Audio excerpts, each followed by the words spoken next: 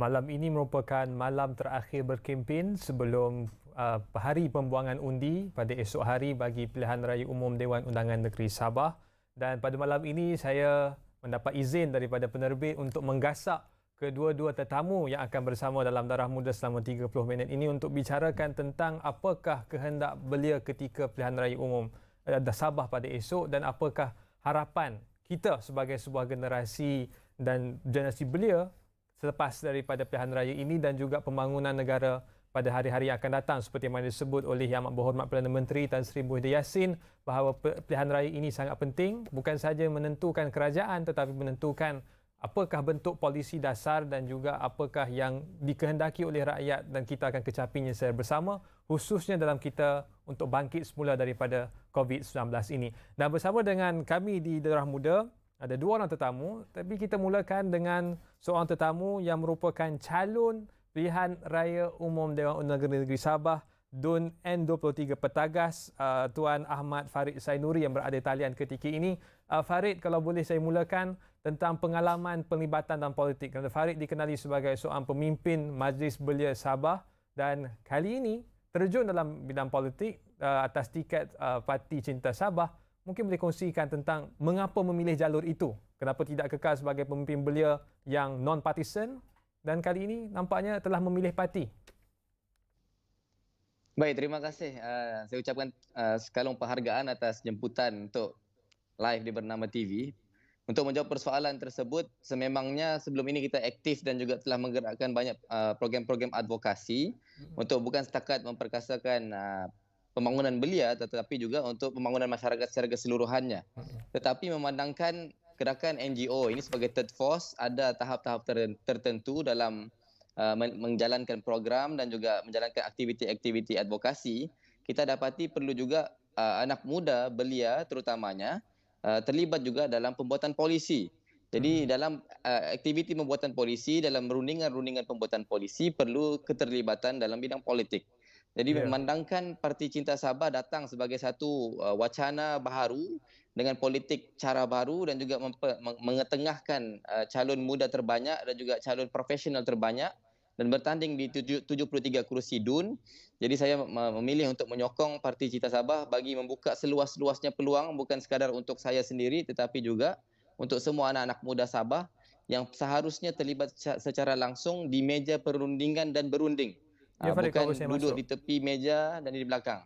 Ya, Farid, saya berada dalam posisi yang sangat mencabar malam ini kerana Farid merupakan wakil dari Parti Cinta Sabah. Kita cuba dapatkan calon daripada Barisan Nasional untuk bersama kita. Kita nak perbincangan yang objektif pada malam ini. Dan untuk itu, saya harus tanyakan tentang bagaimanakah mood rakyat di Sabah, mood pengundi di Sabah ketika ini, kerana mesej pilihan raya ini kan jelas iaitu pembaharuan, masa depan lebih baik untuk Sabah. Dan bagaimana penerimaan pengundi khusus di kawasan Petagas terhadap Farid ni sebagai seorang calon muda yang tidak ada pengalaman politik? Dan itu sebenarnya menjadi advantage kepada kita sebagai calon termuda dan juga calon yang paling tidak ada sejarah latar politik tetapi ada sejarah latar NGO. Itu menjadi satu kelebihan buat kita kerana mood pengundi pada ketika ini mereka mahukan sesuatu yang baharu dan juga tidak lagi terlibat dalam politik lama, politik lapuk. Jadi kehadiran kita sebenarnya membawa satu nafas baru bukan setakat untuk N23 Petagas tetapi bagi saya ianya bermula di N23 Petagas untuk perubahan seluruh Sabah. Jadi moodnya begitu. Mereka mau sesuatu yang baru. Farid, disebut tentang mood yang baru, kita perlukan perubahan. Farid sebut bahawa belia harus terlibat dalam pembuatan polisi. Kalau boleh saya lontarkan secara nakal malam ini, itu merupakan suatu ayat yang bersifat retorik. Itu hanya sekadar untuk menjual calon. Sebenarnya perkara itu tidak berlaku. Apakah pandangan Farid tentang kenyataan itu? Saya sudah terlibat dalam gerakan NGO sejak 2007-2008. Pada past how many years? 13 years sudah kita terlibat secara langsung dan kita dapati memang ada peringkat-peringkat tertentu kita memang ada stuck kalau semata-mata bergerak di platform NGO. Jadi dalam masa yang sama walaupun semua pihak ini ada peranan masing-masing, saya pikir ini sudah tiba masanya untuk mempercepatkan proses kematangan itu. Termasuklah melibatkan anak-anak muda dalam politik. Jadi saya sebagai salah seorang yang mengadvokasikan perkara tersebut, tetapi saya sendiri tidak terlibat secara langsung dalam politik, bagi saya itu tidak adil. Itulah retorik namanya. So itu saya terlibat secara langsung untuk membuktikan bahawa kita boleh buat dan kita boleh Ya. buktikan anak-anak muda ada jalannya. Dan Farid, satu lagi, calon muda dalam pilihan raya.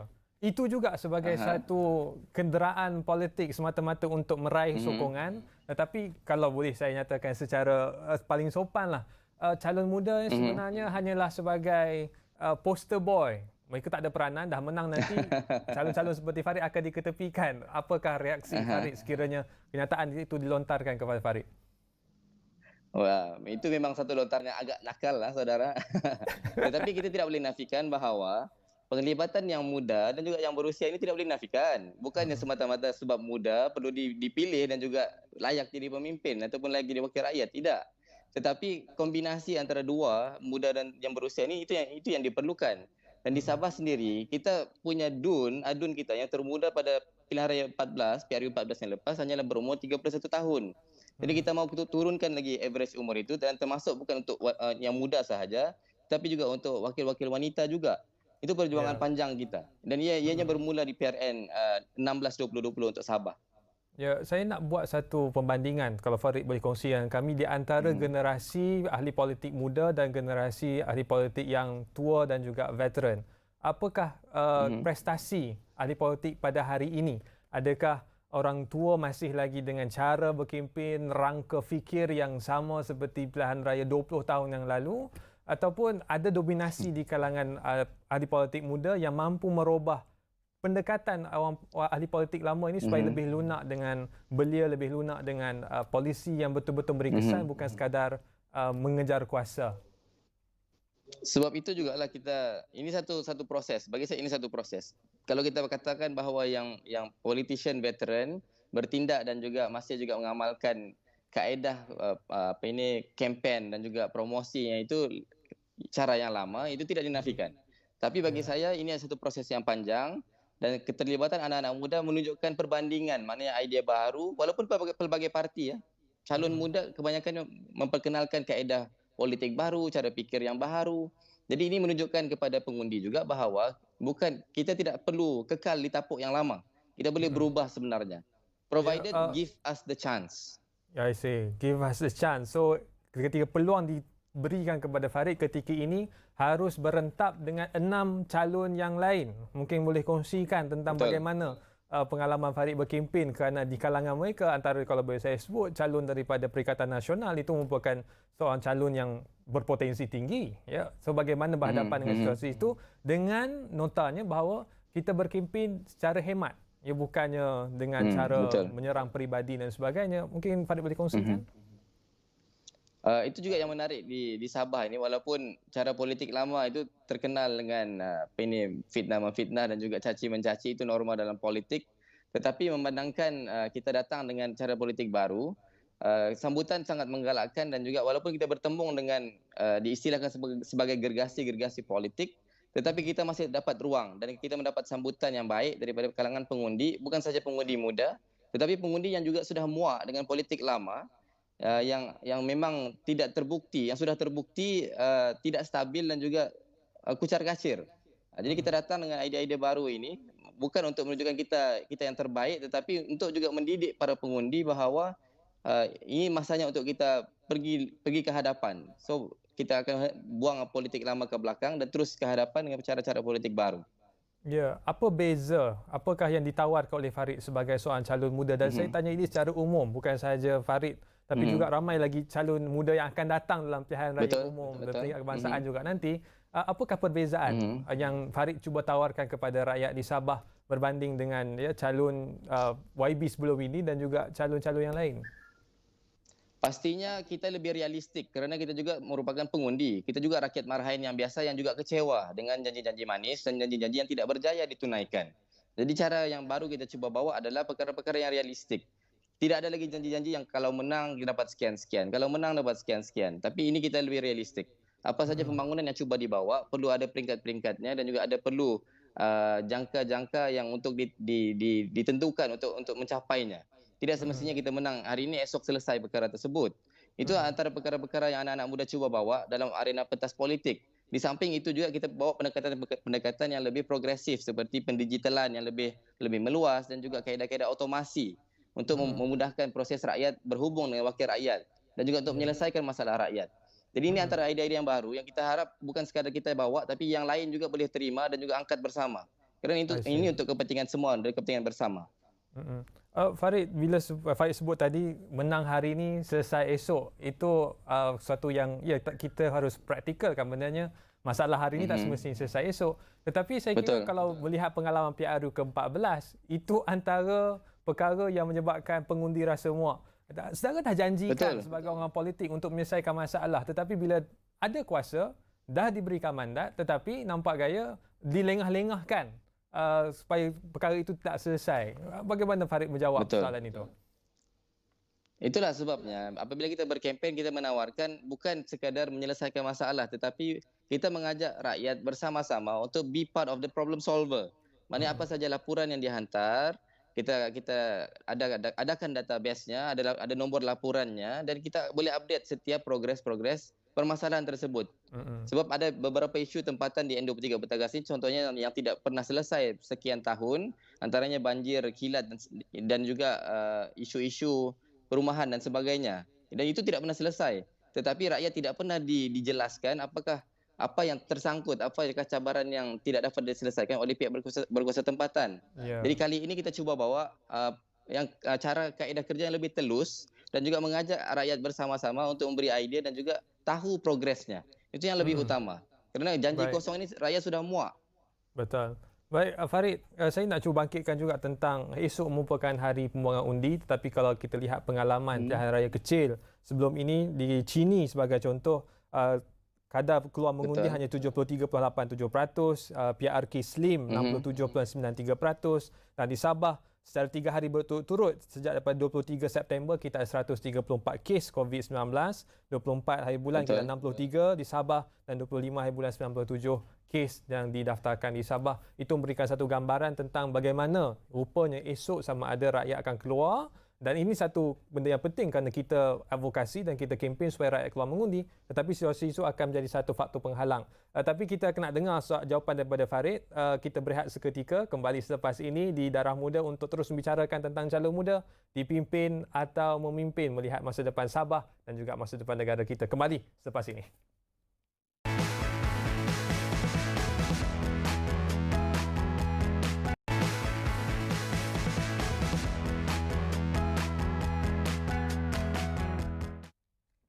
Kembali ke Darah Muda, bicarakan tentang calon muda dipimpin ataupun memimpin. Sebentar tadi kita bersama dengan calon daripada Petagas, Saudara Farid Sainuri. Dan kita akan kembali kepada Farid. Tapi sebelum itu, bersama dengan saya di studio ketika ini merupakan Muhammad Syuhaimil Hafiz Datuk Saleh yang merupakan Ahli Parlimen Belia Malaysia dan juga merupakan Ketua Penerangan Pemuda UMNO bahagian Marang.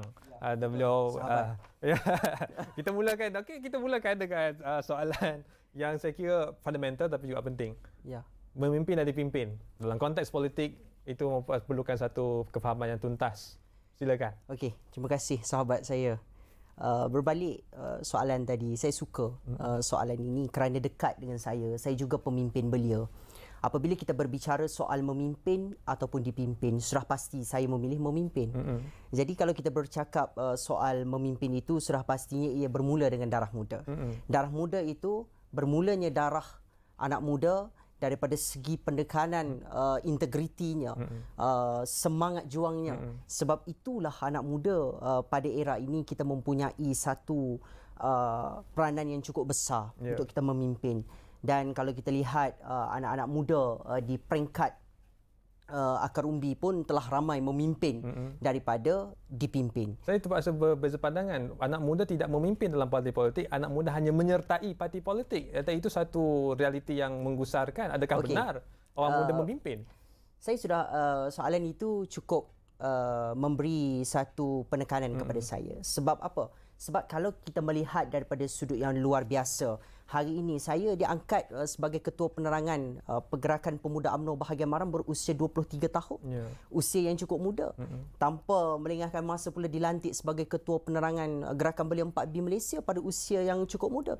Jadi saya mengambil satu inisiatif merupakan itu adalah harus saya gerakkan ataupun saya jadikan satu platform yang cukup baik. Ya. Dan hari ini juga bersama-sama dengan saya sudah pasti anak-anak muda yang berada di dalam kalangan mahasiswa-mahasiswi telah pun menjadi satu kekuatan untuk saya gerakkan di peringkat akar umbi. Sebab tadi kita dah tanya pada Saudara Farid Sainuri, calon petagas, tentang peranan belia dan juga apa yang beliau mahu daripada pilihan raya umum DUN di Sabah. Mungkin saya nak juga tanya perspektif daripada pemuda UMNO tentang apakah sebenarnya kehendak pemuda dalam pilihan raya, bukan sahaja pilihan raya Sabah tapi juga pilihan raya umum yang lain dan juga yang akan datang.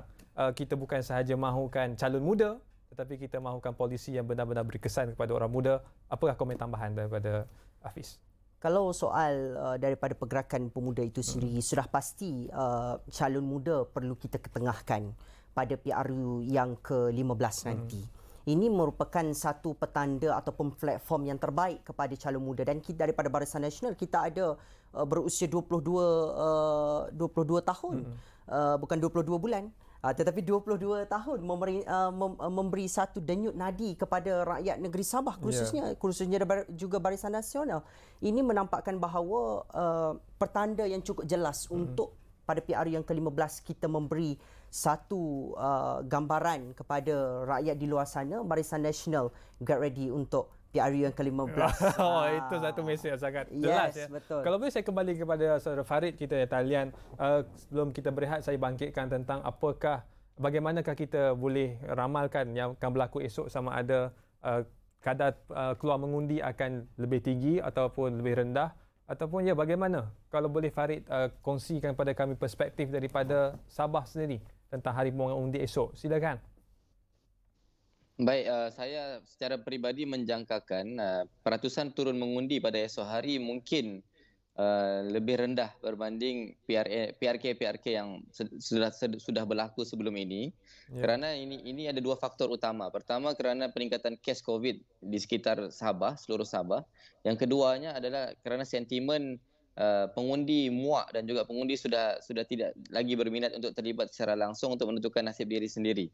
Dan atas faktor itu juga kita dalam kempen yang kita jalankan sepanjang 14 hari ini, kita tidak pernah berhenti untuk mengetengahkan idea bahawa pergilah mengundi, jangan boikot. Go vote, do not boycott. Itu paling utama. Walaupun isu COVID itu tidak boleh dielakkan, tetapi dalam masa yang sama kesedaran mengundi itu juga perlu diperkasakan dan diperingatkan berulang-ulang kali. Jadi saya menjangkakan esok mungkin lebih rendah berbanding PRK sebelum ini untuk PRN Sabah.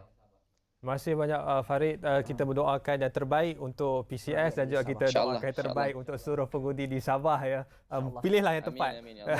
Tapi apa yang dibangkitkan oleh Saudara Farid tadi menarik tentang memilih yang baik, kerana kalau boleh saya rujuk kepada kenyataan daripada Datuk Seri Anifah Aman yang merupakan Presiden PCS, bahawa Sabah memilih oleh orang Sabah, dipimpin oleh orang Sabah, mereka tidak lagi bertanggungjawab, tidak lagi perlu menjawab kepada Semenanjung. Apakah komen daripada Hafiz bahawa Borneo harus bersama dengan Borneo dan Semenanjung tidak boleh lagi masuk campur hal ehwal Borneo? Okey. Kalau kita lihat kebangkitan anak muda telah mengubah landscape politik bukan hanya pada di negara-negara Arab, tetapi bahkan di seluruh dunia pada ketika ini. Juga begitu di negeri Sabah, kita dapat melihat bagaimana gerak kerja yang dipamerkan oleh parti-parti politik pada baru-baru ini. Dan ini melihatkan bahawa rakyat negeri Sabah itu dengan penuh keterbukaan. Dan saya ingin mengharapkan kepada parti-parti politik juga, kita tidak boleh mengendahkan suara rakyat. Betul. Tidak kiralah daripada Semenanjung ataupun dari Sabah dan Sarawak. Dan saya suka meminjam kata-kata Buya Hamka, sebaik-baik bangsaku adalah yang berada di barisan hadapan, namun sekeji-keji bangsaku adalah berada di barisan belakang. Dua peranan yang berbeza, iaitu pejuang dan pertualang. Itulah yang perlu ditekankan oleh pemimpin-pemimpin Sabah dalam PRU yang PRN esok yang akan membangun undi kepada seluruh rakyat negeri Sabah khususnya. Dan seharusnya lah saya nak katakan di sini, sekali air bah, sekali pantai berubah, sekali undi dipangkah, bertukar kita sang pemerintah. Itu satu kata-kata yang menarik. Tapi yang terakhir sekali, kalau boleh saya pergi kepada Farid. Yang terakhir Farid, mungkin pesan-pesan kepada pengundi esok dalam masa 30 saat ini. Esok pastikan turun mengundi dan jaga keselamatan anda. Pastinya buat keputusan terbaik kerana kita tidak dapat peluang ini dengan banyak kali. Kali ini Ya. kita dapat peluang untuk merubah dan membuat sesuatu yang baharu dalam masa 2 tahun. Jadi pilih yang terbaik, pilihlah parti yang akan memperjuangkan nasib anda dan juga tidak mementingkan jawatan, politik dan harta. Itu yang paling utama. Baik, terima kasih banyak-banyak Farid kerana bersama dengan kami jauh daripada Sabah dan bersama dengan kita. Saya doakan yang terbaik untuk anda dan juga seluruh rakyat Sabah. Terima kasih InsyaAllah, Farid. amin. Amin. Itu boleh kembali kepada Hafiz ya. Saya sebut tentang sekali air bah, sekali pantai berubah. Tapi berapa kali kita membuat pilihan raya, rakyat mengundi, tapi akhirnya yang menentukan nasib sebuah negara adalah orang politik yang mengenepikan kehendak orang muda dan pengundi. Itu realiti. Bagaimana Hafiz menjustifikasikan tindakan orang politik ini? Okey, soalan ini cukup menarik bagi saya. Terima kasih sahabat saya. Sudah pastinya mengedahkan anak muda, suara anak muda. Sebab itulah saya katakan tadi di PRN Sabah kali ini menonjolkan calon-calon muda. Walaupun 80% lebih berusia daripada orang-orang muda, tetapi kita dapat gambarkan bahawa anak-anak muda ini perlu didengar. Bukan sahaja hari mengundi kita pastikan manifesto dan sebagainya. Dan kalau kita lihat di Sabah, pendidikan, jalur lebar, penekanan inilah harus ditonjolkan oleh setiap calon-calon parti politik yang bertanding. Dan khususnya Barisan Nasional. Selama Barisan Nasional mentadbir negara Malaysia, pelbagai infrastruktur diberikan kepada rakyat negeri Sabah khususnya. Tetapi kita tidak boleh menafikan bahawa negeri Sabah itu mundur dan ketinggalan negeri terendah, miskinnya dan sebagainya. Inilah meletakkan bahawa satu momentum yang cukup baik pada PRN kali ini. Selepas sahaja PRN, sudah pasti gerak kerja, solusi bagaimana untuk menyelesaikan masalah belia ini supaya masalah belia ini dapat diatasi dengan sebaik yang mungkin. Terima kasih banyak Hafiz bersama kita jauh daripada Terengganu. Awal-awal lagi dah panas dah. Dia rasa macam berdebat. Saya pun rasa macam nak kena bangun ni, tak boleh duduk ni. Kena minta izin mencelah. Terima kasih Hafiz dan kepada seluruh penonton di Sabah khususnya, esok merupakan hari pembuangan mengundi, harus keluar beramai-ramai, ikut SOP, pastikan diri anda selamat. Yang keduanya, kita mendoakan kesejahteraan dan afiah Seri Paduka Baginda di-Pertuan Agong. Semoga baginda sentiasa sihat dan selamat. Dan di akhirnya, pasti teruskan menjaga kesihatan anda. Kita harus bersatu, kita harus menang dan kita jaga penjarakan sosial, pakai pelitup muka di tempat awam. Kerana akhirnya kita ingin bangunkan sebuah negara yang maju, bukannya yang stagnan dan bukannya hanya untuk setengah orang saja, tapi untuk kita semua. Jadi setakat daripada itu, daripada saya, Irfan Faruqi, jumpa lagi di Darah Muda.